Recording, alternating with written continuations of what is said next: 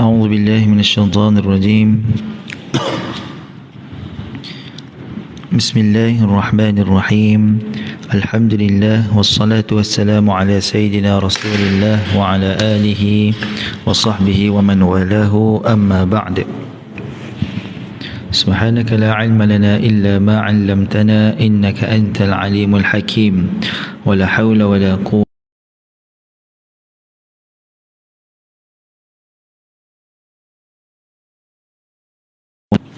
ولا قوة إلا بالله العلي العظيم.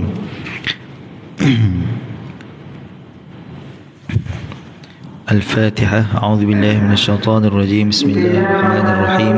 الحمد لله رب العالمين الرحمن الرحيم مالك يوم الدين إياك نعبد وإياك نستعين اهدنا الصراط المستقيم صراط الذين أنعمت عليهم غير المغضوب عليهم ولا الضالين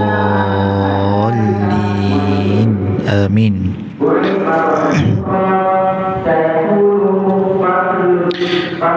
نوينا التعلم والتعليم والتذكر والتذكير والنفع والانتفاع والإفادة والاستفادة والحث على التمسك بكتاب الله تعالى وسنة رسوله صلى الله عليه وسلم والدعاء إلى الهدى والدلالة على الخير ابتغاء وجه الله ومرضاته وقربه وثوابه سبحانه وتعالى. Alhamdulillah, semalam dah sampai kepada hadis yang ke-20 sebenarnya. Dah banyak hadis kita baca untuk 2 hari ini, dah masuk hari yang ketiga. Alhamdulillah. Cuma saya nak kembali kepada beberapa poin di mana saya dah janjilah ya, sebab ada beberapa perkataan yang saya terlupa makna dia. Antaranya adalah pada hadis dalam kita setakat ni kita akan baca kitab Fadail A'mal daripada Al-Hafiz Dhiyauddin Abu Abdullah Al-Maqdisi rahimahullahu taala. Pada hadis yang ke-7, kelebihan azan, berkaitan dengan kelebihan azan, yakni kita ulang balik secara ringkas daripada Abi Hurairah radhiyallahu anhu anna Rasulullah sallallahu alaihi wasallam qala, bahawa Rasulullah sallallahu alaihi wasallam pernah bersabda, law ya'lamun nasu ma fin nida'i was-saffil awwal, kalaulah manusia tahu apa yang ada pada azan, yakni pada orang muazzin lah, kelebihan orang yang azan, was-saffil awwal, dan pada menduduki saf yang pertama, thumma lam yajidu illa ay yastahimu alaihi lastahmu alaihi, kemudian mereka tak jumpa cara untuk mendapatkan peluang untuk azan dan juga duduk di saf yang pertama, melainkan dengan membuat istihamah, bermaksud membuat undian, maka nescaya mereka akan buat undian. Contoh sekarang, andai katalah manusia tahu apa itu kelebihan azan dan juga duduk di saf yang pertama, maka setiap kali kita datang masjid nak azan, kena ambil undian, kena ambil nombor 1, nombor 2, kita dapat nombor keberapa pun kita tak tahu. Kemudian pada saf yang pertama pun sama, kalau orang tahu kelebihan dia, setiap kali datang solat kat masjid mesti kena buat undian siapa yang akan menduduki saf yang pertama.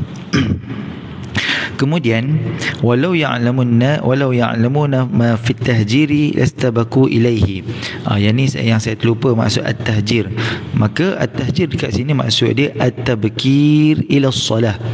Maksud at-tahjir iaitu mempercepat kepada solat. Maksudnya, contohnya azan asar masuk dalam 4.20.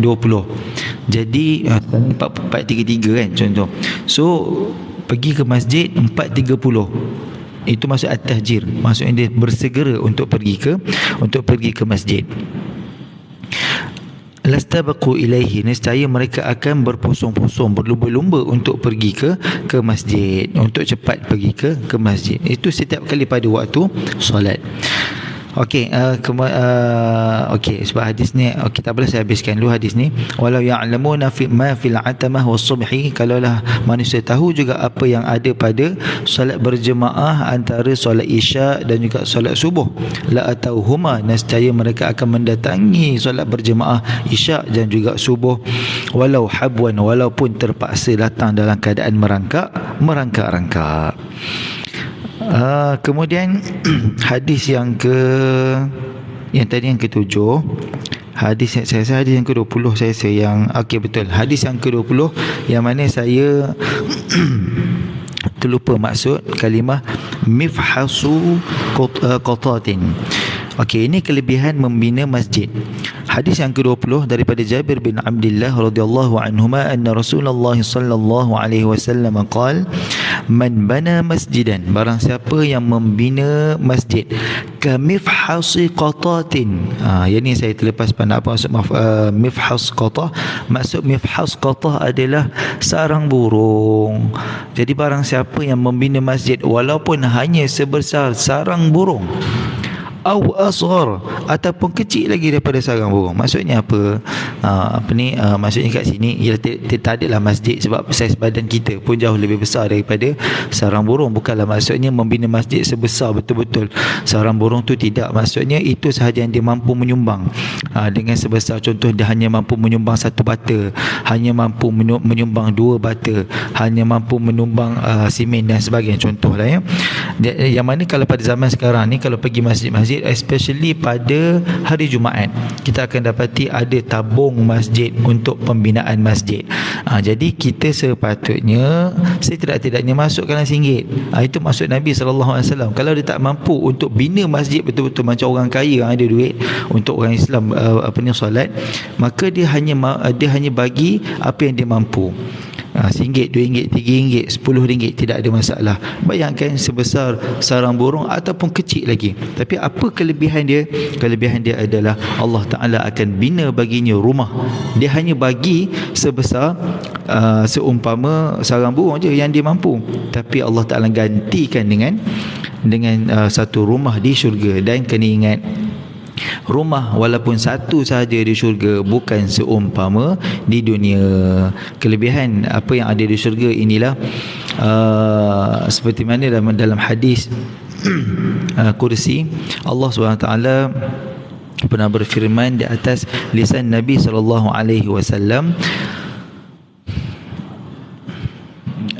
a'adatu li'ibadiyas salihin, aku sediakan bagi hamba-hamba aku yang soleh, ma la 'ainun ra'at wala udhunun sami'at wala khatara 'ala qalbi bashar. Aku sediakan bagi hamba-hamba aku yang beriman ma la 'ainun ra'at, apa yang mata tak pernah tengok, wala udhunun sami'at, dan manda yang telinga tak pernah dengar, wala khatara 'ala qalbi bashar, dan perkara yang tak mampu terlintas langsung di minda manusia. Jadi apa sahaja kita nampak ciptaan yang ada sekarang, nampak megah, nampak masya-Allah hebatnya ciptaan tersebut, masih lagi tidak akan menandingi sesimpel-simpel ciptaan Allah di syurga. Jadi Allah Ta'ala binakan bagi orang yang membantu membina rumah Allah Ta'ala ini rumah betul. Dia hanya mampu memberi 1 bata, tapi Allah Ta'ala gantikan dia dengan rumah terus dekat syurga. Okey, jadi kita sambung insya-Allah pada petang ini. Hadis yang ke-21, ini kelebihan orang yang sapu, yang jadi cleaner untuk masjid. Bukanlah maksudnya dia bekerja sebagai cleaner, tapi dia berkhidmat sekurang-kurangnya dengan menyapu masjid, dia bersihkan masjid. Apa kelebihannya? قال المصنف رحمه الله تعالى نفعنا الله بعلومه وعلوم مشايخنا وعلمائنا في الدارين آمين. أجر من كنس مسجدا, ganjaran bagi orang yang tolong membantu berkhidmat menyapu masjid. An Anas bin Malik radhiyallahu anhu qala, daripada Anas bin Malik radhiyallahu anhu katanya, qala Rasulullah sallallahu alaihi wasallam, bahawa Rasulullah sallallahu alaihi wasallam pernah bersabda, uridat alayya ujuru ummati.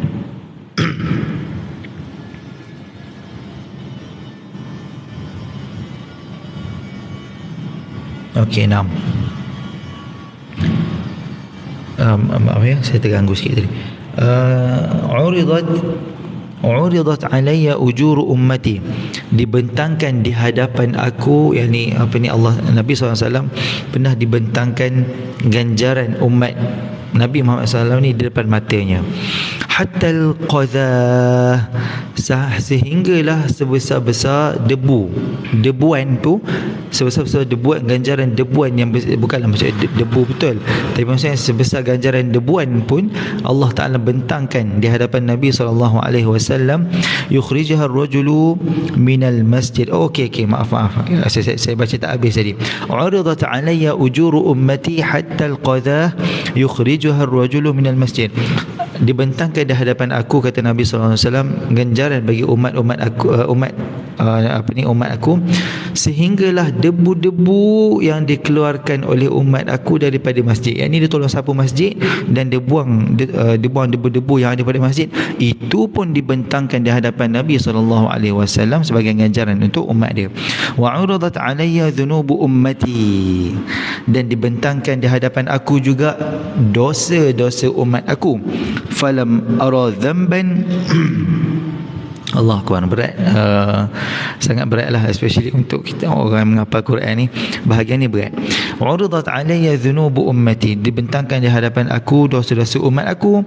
Falam ara dhanban a'zamu min suratin, dan tidak aku melihat satu dosa pun yang lebih besar daripada suatu surah daripada Al-Quran, yang mana seorang lelaki itu dikurniakannya, yakni dia menghafaznya, thumma nasiyah, kemudian dilupa.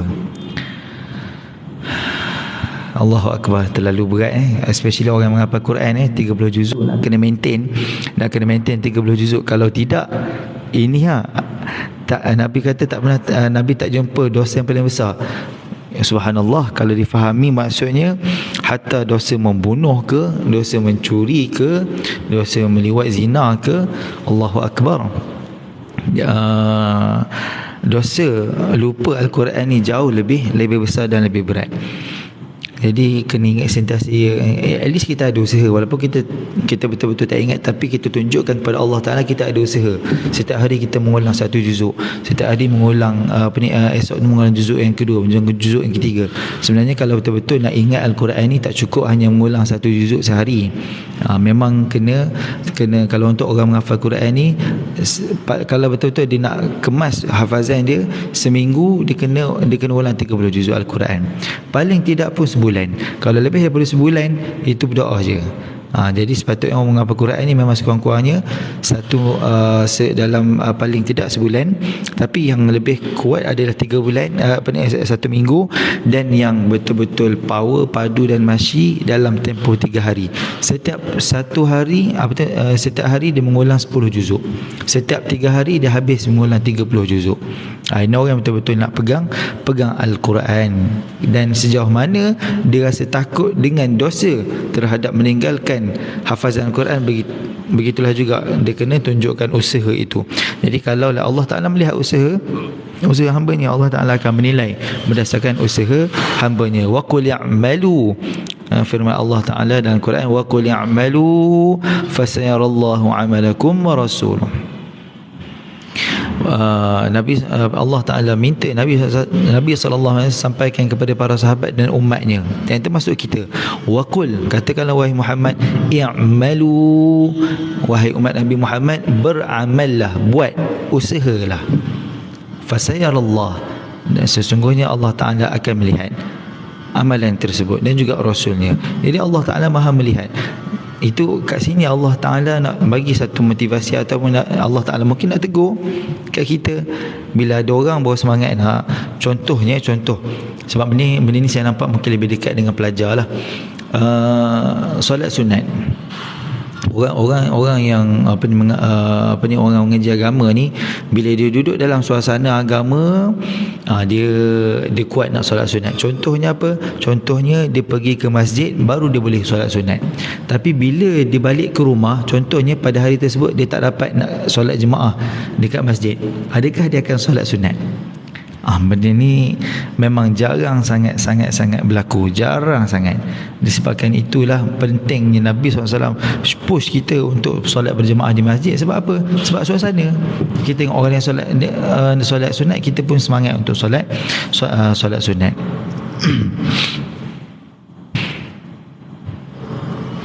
Okey, apa ni, kita teruskan pada hadis yang kemudiannya berkaitan dengan fadlul masyi ila solah wa fadlu salatil jamaah, kelebihan berjalan untuk solat. Yakni berjalan ada banyak sebab. Boleh jadi kita berjalan nak pergi kedai, boleh jadi kita berjalan nak pergi rumah jiran, boleh kata kita berjalan nak pergi pasar, kita berjalan nak pergi tempat pantai, sekian. Tapi ada salah satu daripada jalan kita tu adalah kita berjalan untuk ke rumah Allah. Jadi ada kelebihan yang khusus untuk berjalan kerana tujuan dia memang untuk ke rumah Allah, untuk solat. Jadi fadlul masyi ila solah, kelebihan berjalan dengan niat untuk solat. Wa fadlu salatil jamaah, dan kelebihan solat secara berjemaah. Hadis yang ke-22, an Abi Hurairah radhiyallahu anhu, daripada Abi Hurairah radhiyallahu anhu annahu qala, katanya qala Rasulullah sallallahu alaihi wasallam, Nabi sallallahu alaihi wasallam pernah bersabda, salatul rajuli fi jama'atin tad'ufu ala salatihi fi baitihi wa suqihi 25 dha'fa. Sesungguhnya solat seseorang itu secara berjemaah, tad'afu ala salatihi, lebih besar ganjarannya, lebih besar pahalanya daripada solatnya di rumahnya. Syuf, biasanya kita tengok hadis yang ma'ruf yang kita biasa dengar adalah salatu al-jamaah tafdhulu min salatil fadhi bi 27 rakaah. Itu hadis yang biasa kita dengar. Solat secara berjemaah lebih baik daripada solat bersendirian, solatul fadhi atau solatul fardi, bisa dengan 27 kali ganda ganjarannya ataupun darjahnya. Tengok, itu hadis yang ma'ruf yang kita biasa dengar, iaitu solat secara bersendirian. Tapi dalam hadis ni, yang ni lebih umum. Salatul rajuli fi jama'atin, solat seorang lelaki itu secara berjemaah, yakni di masjid, lebih baik daripada solatnya di rumahnya. Bermakna boleh jadi dia solat di rumahnya itu secara berjemaah, boleh jadi dia solat di rumahnya secara berjemaah, tapi walau bagaimanapun tetap solat secara berjemaah di masjid itu jauh lebih baik. Wasuqihi, Nabi SAW sebut juga lebih baik daripada solatnya di pasarnya. Sebab pada zaman Nabi, mana ada orang kerja kerajaan, mana ada penjawat awam. Kebanyakan majoriti orang yang hidup pada zaman Nabi SAW adalah peniaga. Jadi kebanyakannya orang akan habiskan masa mereka di pasar. Jadi ada orang kalau dia tak pergi masjid, dia akan solat kat rumah. Kalau dia tak solat kat rumah, dia akan solat di pasar dia. Jadi Nabi kata solat secara berjemaah di masjid lebih baik daripada solat di rumah dan juga di pasarnya 25 dha'fa, 25 kali ganda. Ada hadis yang berkaitan dengan ini. Kita dapat, seingat saya pada awal 10 hadis yang pertama, ada menyebut berkaitan dengan yang ini, iaitu lebih baik daripada solat maksud 27 kali itu. Ada hadis maksudnya 25 darjah. Ada satu hadis yang lain mengatakan 25 ataupun 27 itu adalah solat. Bermakna dia solat fardu secara berjemaah kali dengan 27. Itu kelebihan dia di sisi Allah Subhanahu wa taala. وذلك أنه إذا توضأ فأحسن الوضوء ثم خرج إلى المسجد لا يخرجه إلا الصلاة لم يخطو خطوة إلا رفعت له بها درجة. Kemudian tadi berkaitan dengan solat jemaah di masjid, kelebihannya. Kemudian Nabi SAW menyebut tentang solat tentang wuduk. Idza tawadda'a fa ahsan, apabila berwuduk dan dia melakukan kesempurnaan pada wuduk. Apakah kesempurnaan pada wuduk? InsyaAllah saya akan kongsikan satu VTT ringkas berkaitan dengan 9 adab, 9 perkara yang perlu dielak oleh orang yang berwuduk untuk mendapat kesempurnaan wuduk.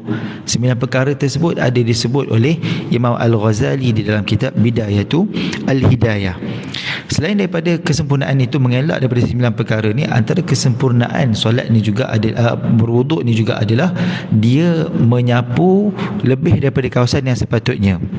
Contohnya kalau tangan ni kalau ikutkan dia punya basuhan itu sampai siku, tapi dia basuh sampai ke lengan, dia buat lebih. Itu dia panggil, dalam bahasa Arab panggil isbaghul wuduk, melebihkan basuhan wuduk. Jadi barang siapa yang buat basuh lebih basuhan anggota wuduknya, maka dia telah melakukan kesempurnaan wuduk. Jadi kat sini Nabi SAW sebut, barang siapa yang berwuduk fa ahsanul wudu'a, dan dia melakukan kesempurnaan pada berwuduk tersebut. Jadi syarat dia adalah dia berwuduk, dia bukan berwuduk saja lepas tu dia buat dengan orang kata ni dengan cacah merbah, tak, tapi dia berwuduk dengan sempurna.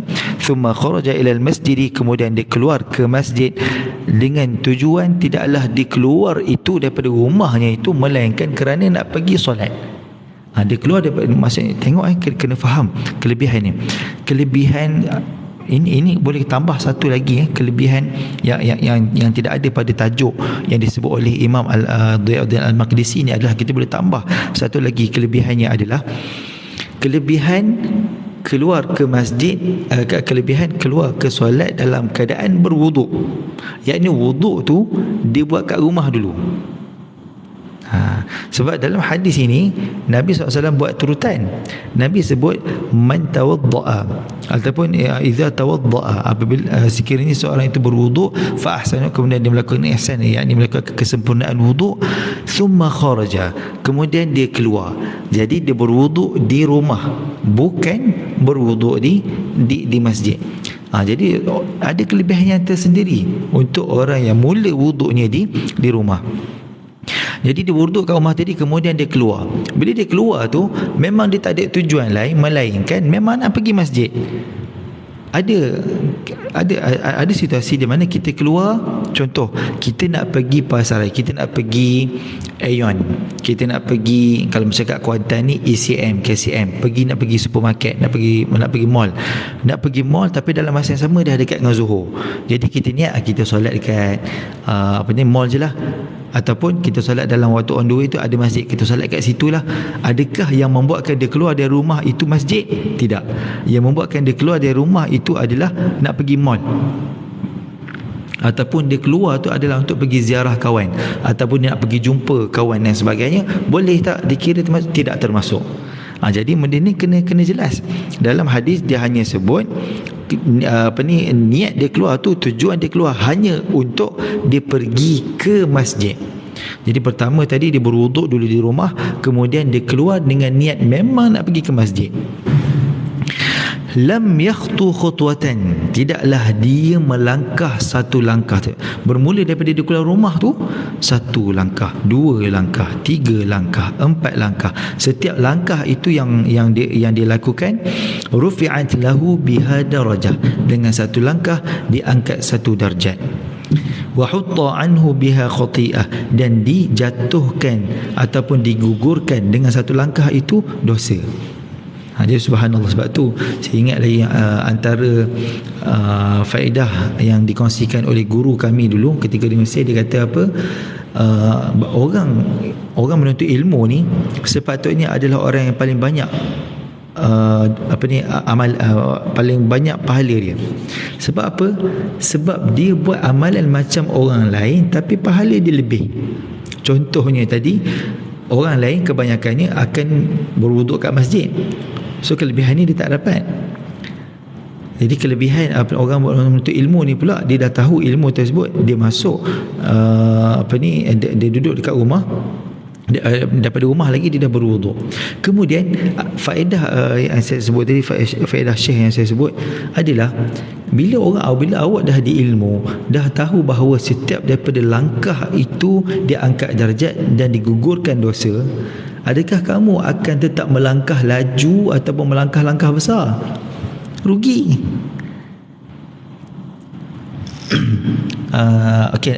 Kejap lagi saya jawab. Jadi rugi sangat untuk pergi untuk pergi ke untuk melangkah-langkah yang besar pergi masjid sebab kalut. Sebab tu tadi hadis yang sebelum daripada hadis ni kita jumpa kelebihan at-tahjir ataupun at-tabkir ilal masjid, kelebihan mempercepatkan pergi ke masjid awal. Sebila kita pergi awal, kita tak kalut, kita jalan pun dengan langkah kecil, kita dengan santainya sampai masjid dalam keadaan tenang, sampai surau ke musalla ke dalam keadaan tenang, dalam masa yang sama dapat pahala yang banyak sebab langkah kecil. Subhanallah. Okey, sebelum saya teruskan hadis ni, saya jawab kejap. Bismillah. Boleh share bagaimana, Waalaikumsalam warahmatullahi, boleh share bagaimana cara untuk sentiasa kekal dalam wuduk? Dia sebenarnya mindset. Kalau nak tanya saya lah, mindset. Sebab apa? Sebab benda ni berlaku lah. Sebab ketika saya menuntut ilmu dulu, saya nak kongsikan, pada zaman ketika menuntut ilmu dulu, ada masa pergi tempat yang orang kata ni, kalau pergi tak lelaki pergi menuntut ilmu harian tu, biasanya orang tak ramai sangat, so dia tak ada pressure untuk rasa macam mindset tu nak kata aku kena jaga wuduk, dia tak ada. Jadi biasanya kalau pergi ke daurah special, daurah maksudnya kursus intensif special. Contohnya saya pernah pergi dulu daurah bacaan kitab, daurah kitab Sahih Bukhari dan Muslim. Seminggu Bukhari, seminggu lagi Muslim. Tapi dalam masa 2 minggu tu memang beriktikaf dekat masjid. Jadi bayangkan kelas pengajian hadis tersebut mula daripada lepas subuh sampailah jam 12 malam. Tapi subhanallah, seingat saya dalam tempoh sehari tu hanya sekali je berwuduk. Apa yang membuatkan rasa macam terpaksa jaga wuduk? Sebab apa? Sebab nak kena sebab susah. Sebab tempat tu, seat tu, kalau bangun je orang lain ambil, memang payah dah. Sebab kita kalau boleh nak duduk dekat dengan guru kita, syekh kita kan. Jadi yang pertamanya adalah mindset. Maksudnya kena jelas, kita kena tanamkan dalam diri. Contohnya bila keluar daripada daripada rumah, aku faham, aku nakkan kelebihan yang Nabi SAW sebut ni, kelebihan orang yang berwuduk di rumah dulu, kemudian baru sampai ke masjid, baru dia nak dapat kelebihan. Kalau dia terbatal wuduk, dia terkentut dalam on the way dia pergi masjid, tak dapatlah ganjaran tu. Jadi ganjaran tersebut lengkapnya bila dia sampai daripada daripada rumah sampai ke masjid, dia dapat jaga. So bila dia mindset dia kata aku nak dapat ganjaran tu, insya-Allah dia boleh buat. Itu yang pertama. Yang kedua adalah makan.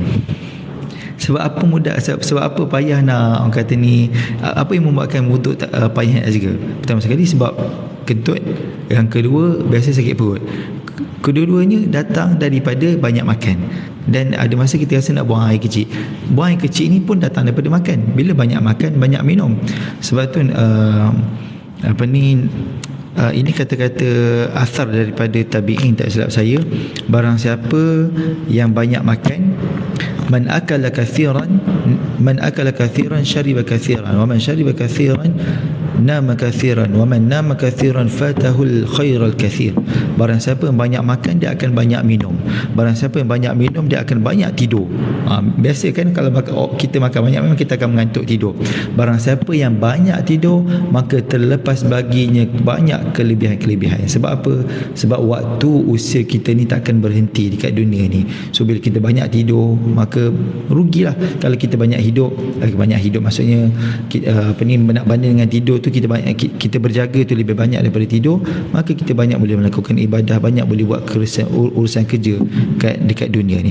So dua ni sahaja. Pertama sekali mindset kita jelas kenapa kita nak jaga wuduk. Contohnya antara yang kita boleh tahu juga, sebab tu penting belajar ni sebenarnya, antara kelebihan duduk antara dua solat, antara bainal adhanain, duduk antara orang kata ni, contohnya tunggu dekat masjid antara maghrib dan isyak tanpa terbatal wuduk. Apa kelebihan dia duduk di i'tikaf dekat masjid antara maghrib dan isyak tanpa terbatal wuduk? Kelebihannya adalah malaikat akan senantiasa mendoakan dia. Malaikat ni bukan manusia doa untuk kita, ni malaikat yang tidak buat dosa tolong doa untuk kita. Jadi satu, memang lagi mudahlah untuk makbul doanya. Jadi bila kita dah tahu kelebihan tersebut, kita ada satu motivasi dan mindset kita cakap, aku nak pahala tersebut. So dia macam mana dia akan jaga?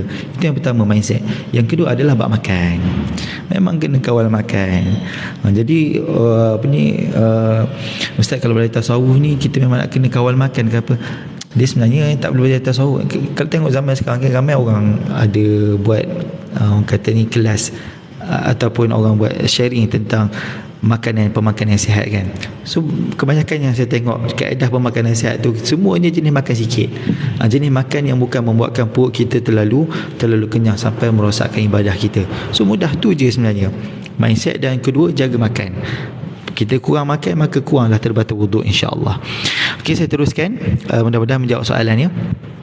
Wa hatta anhu biha khati'ah, di mana tadi kelebihan tadi adalah diangkat darajat, kemudian yang kedua adalah dijatuhkan digugurkan dosa.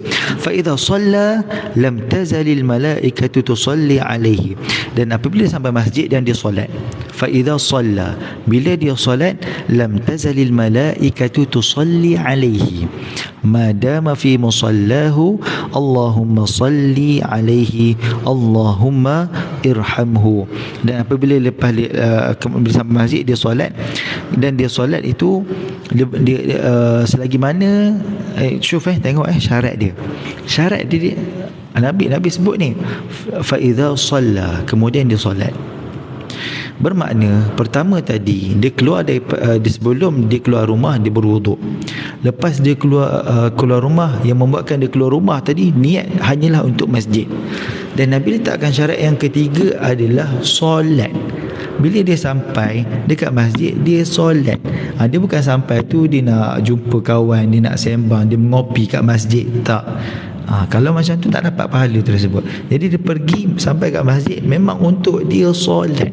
So bila dia solat, apa ganjarannya? Lam tazalil malaikatu tusalli alaihi ma dama fi musallahu, maka malaikat akan senantiasa, selagi mana dia ada di masjid, malaikat akan senantiasa berdoa untuknya. Allahumma salli alaihi, ya Allah Tuhan kami, selawatlah ke atasnya. Apa maksud selawat? Ya Allah ini doa malaikat. Ya Allah, selawatlah ke atas hamba-Mu ini. Apa maksud ya Allah selawatlah ke? Ya Allah, rahmatilah dia, rahmatilah kehidupan dia di dunia. Allahumma arhamhu. Okey, kat sini ulama kata kalau lah Allahumma salli dekat sini Allahumma salli alaihi itu membawa maksud merahmati. Tapi kemudian ada doa satu lagi, Allahumma arhamhu, ya Allah rahmatilah dia. Jadi ulama kata kalau lah ada dua maksud kat situ, bermaksud selawat kat sini maksudnya istighfar. Ini berdasarkan hadis yang lain juga, di mana yang saya sebut tadi, siapa yang duduk di masjid antara maghrib dan isyak contohnya, dia dalam keadaan berwuduk, maka Allah Ta'ala ataupun malaikat akan sentiasa berdoa. Kat situ Allahumma ighfir lahu, Allahumma arhamhu. Hadis tersebut mengatakan Allahumma ighfir lahu, ya Allah ampunilah. So selawat kat sini adalah maksudnya ampuni. Jadi malaikat mendoakan, ya Allah ampunilah doa si fulan, ya Allah rahmatilah si fulan. Wala yazalu fi salatin man tadhara as-salah, dan dia berada dan dia menunggu juga dan dia berada di orang kata ni okey ma'azratan. Antara kelebihan dia juga pertama sekali yang saya sebut tadi, bila dia melakukan 3 syarat ni tadi, kita ulang balik. Bila dia melakukan 3 syarat tadi, apa yang dia dapat? Pertama sekali, setiap langkah itu dia angkat darjat dan juga digugurkan dosa. Ganjaran yang kedua dia dapat adalah malaikat sentiasa berselawat ke atasnya. Tapi dengan syarat memang dia masuk masjid dan dia solat dulu. At least solat tahiyatu al-masjid. Dia sentiasa berada dekat dalam musalla. Kemudian ganjaran yang ketiga adalah la yazalu fi salatin man tadhara as-salah. Dia dianggap senantiasa berada dalam solat selagi mana dia memang nak tunggu untuk solat. Jadi tengok subhanallah. Sebenarnya inilah gambaran macam ni je. Kalau nak ceritanya apa yang sebenarnya Nabi nak suruh buat. Nabi nak suruh macam ni je sebenarnya nak ceritanya. Nabi suruh pertama sekali awak berwuduk kat rumah. Kemudian ini contohlah kalau tadi asal masuk 4.5 dalam 4 suku macam tu kita dah ready. 4 suku contoh berwuduk kat rumah. Keluar daripada rumah, tidaklah dia keluar itu melainkan hanya niat memang nak solat, bukan sebab ada niat lain. Bila sampai dekat masjid, apa dia buat? Dia solat tahiyatul masjid. Dia solat tahiyatul masjid. Boleh tak buat pada waktu yang terlarang, contohnya selepas asar, boleh, tidak ada masalah. Kalau dia datang untuk solat maghrib, contoh maghrib pukul 7 suku, dia datang masjid pukul 7, boleh tak dia nak solat tahiyatul masjid? Boleh, tidak ada masalah. Kemudian bila sampai dia solat tahiyatul masjid, dia duduk, dia tunggu untuk solat.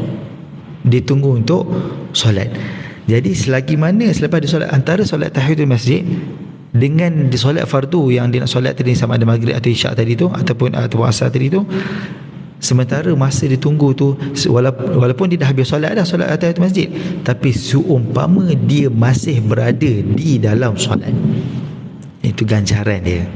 Jadi subhanallah, besar, ada 3 ganjaran, ada 3 syarat dan ada 3 ganjaran. Jadi apa ni, minta maaf baru satu hadis, panjang pula syarah dia. Pukul apa dah ni? Oh dah setengah jam dah. Jadi insya-Allah lah kita cuba cari masa. Saya cuba cari masa untuk sambung hadis ni pada masa akan datang, insya-Allah. Kalau ada kesempatan mungkin saya sambung lepas asar sekejap. Kalau tak ada kesempatan mungkin lepas maghrib, insya-Allah. Hadis tadi diriwayatkan oleh Imam Al-Bukhari dan juga Imam Muslim. Hari ini 3 Jun طيب سبحانك اللهم وبحمدك أشهد أن لا إله إلا أنت أستغفرك وأتوب إليك. أقول ما سمعتم لعله ينفعني وإياكم وأستغفر الله العظيم لي ولكم. السلام عليكم ورحمة الله تعالى وبركاته. Terima kasih kepada yang mendengar. Bismillah.